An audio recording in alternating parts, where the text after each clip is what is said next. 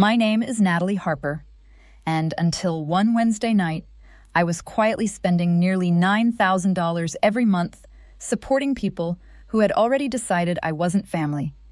At 10:38 p.m., my phone buzzed while I sat at my kitchen table finishing reports from work. A message appeared in the family group chat. "We've all agreed you're no longer part of this family. Don't come to future gatherings." The message came from my mother, Evelyn Harper. I stared at the screen, convinced it had to be some kind of joke. Within seconds, my older brother Brandon reacted with a thumbs-up emoji.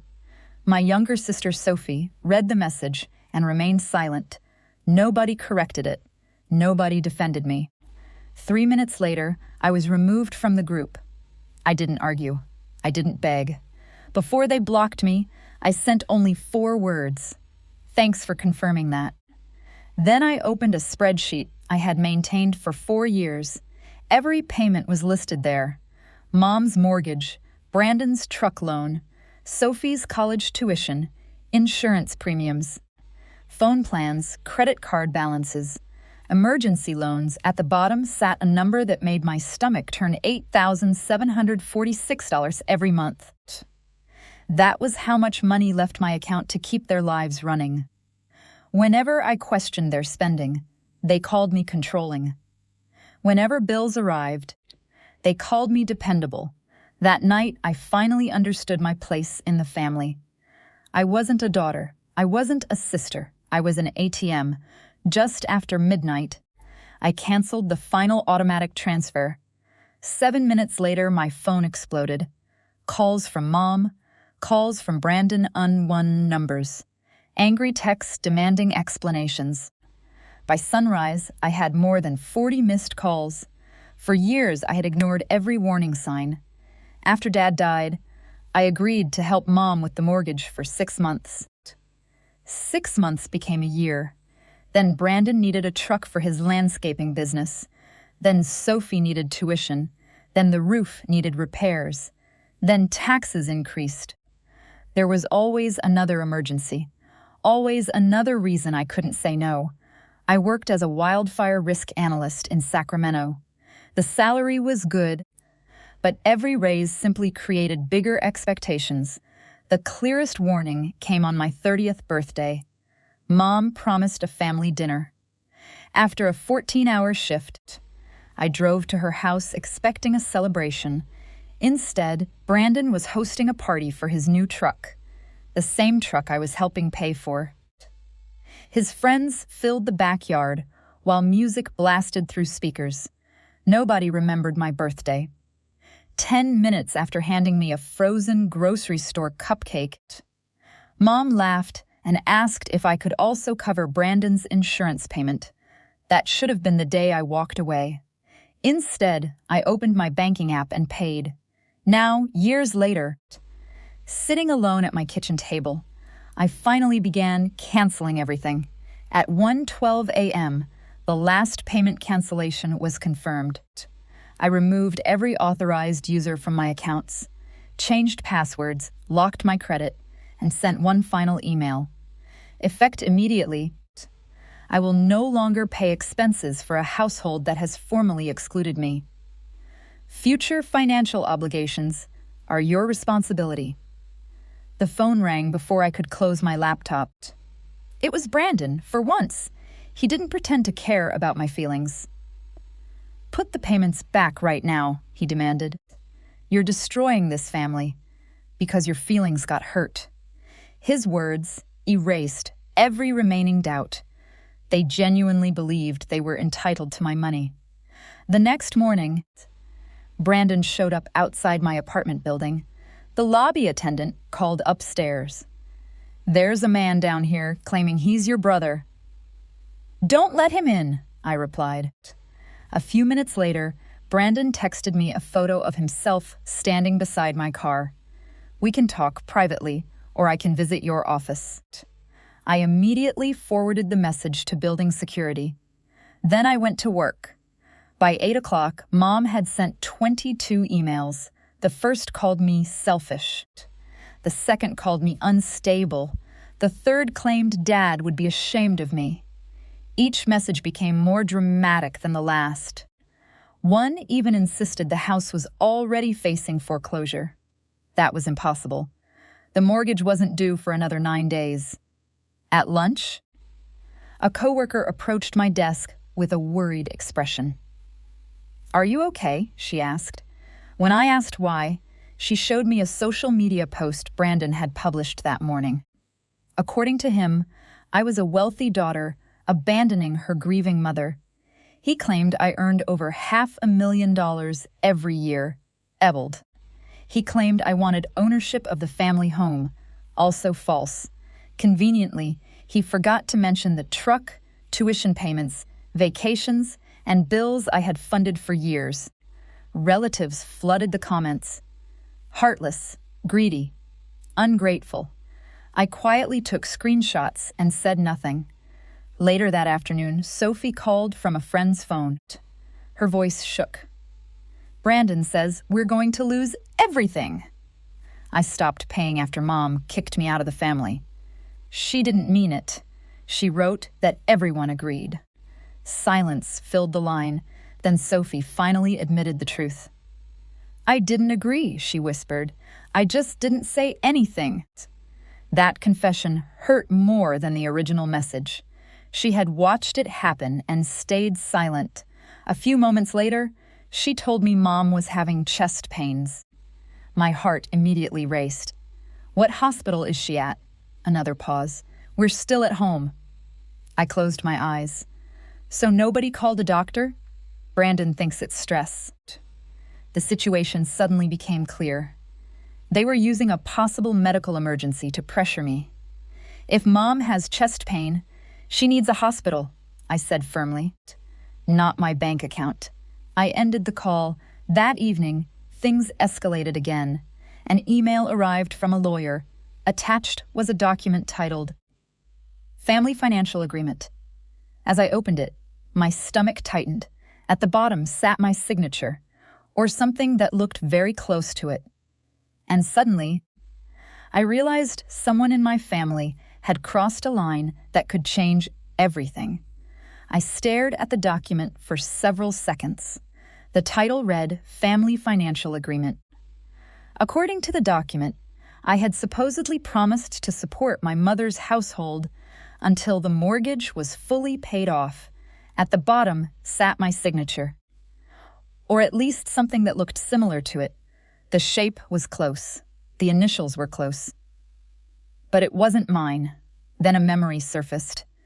2 Christmases earlier, Mom had handed me a blank sheet of paper and asked me to sign it for what she called a holiday craft project. At the time, Brandon laughed and joked that I looked suspicious. Now I understood why. Someone had used that signature. Someone had forged a legal document. The next morning, I hired an attorney named Priya Shah, a specialist in document fraud. After reviewing the file for less than 5 minutes, she shook her head. "This won't survive serious examination," she said. Within hours, she demanded the original paperwork. 24 hours later, the lawyer who sent the threat suddenly withdrew it. No explanation, no apology, just silence. A few hours later, Mom sent a text. "Your father would be ashamed that you brought lawyers into this family." Priya advised me to send only one response. Future communication must go through legal counsel. I copied the message and hit send. For the first time in years, I stopped trying to rescue them. Yet instead of feeling victorious, I felt exhausted. Years of conditioning don't disappear overnight. Every vibration from my phone made me expect another emergency. Every unexpected email made my stomach tighten. Then one evening, I opened my banking app and noticed something shocking. My savings account was growing. For the first time in years, money was staying in my account instead of disappearing into someone else's problems. That realization pushed me toward a dream I had postponed for years. While working as a wildfire risk analyst, I had been developing software that predicted wildfire threats by analyzing vegetation, weather patterns, evacuation routes, and building density. I always wanted to turn it into a business. But every time I got close, my family needed money. Now they didn't have access to it anymore. I partnered with an old colleague named Isabella Moreno and a software engineer named Ryan Carter. Together, we launched Fireline Analytics. The work was exhausting. Long days turned into longer nights. But for once, every sacrifice was building something for my future. 6 weeks later, a county government agreed to test our system. The pilot project identified several neighborhoods that officials had underestimated. Inspectors verified our findings. Safety improvements were implemented. For the first time, my idea was helping real people. After the successful presentation, Isabella posted a celebratory photo online. I proudly shared it. That turned out to be a mistake, because within hours, Brandon saw the post, and his reaction would start a public war that threatened everything I had worked to build. Within hours of seeing my post about Fireline Analytics, Brandon launched another attack online. Funny how Natalie suddenly has money for a business after abandoning her own mother, he wrote. Mom quickly joined the conversation. Success means nothing without loyalty. Several relatives added their own comments. For days, accusations flooded social media. Then anonymous accounts began posting negative reviews about Fireline. The comments accused me of fraud, dishonesty, and exploiting public contracts. Ryan investigated the activity. Every fake review appeared shortly after Brandon viewed our updates.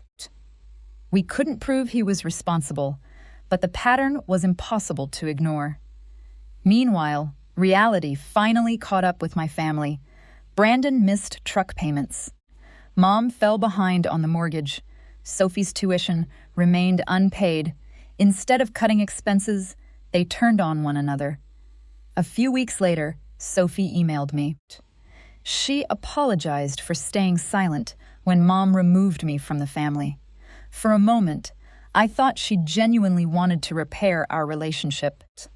Then she spent 3 paragraphs explaining why I should continue paying her tuition. I replied with one sentence. Paying your own bills isn't punishment. 2 months later, Fireline received incredible news.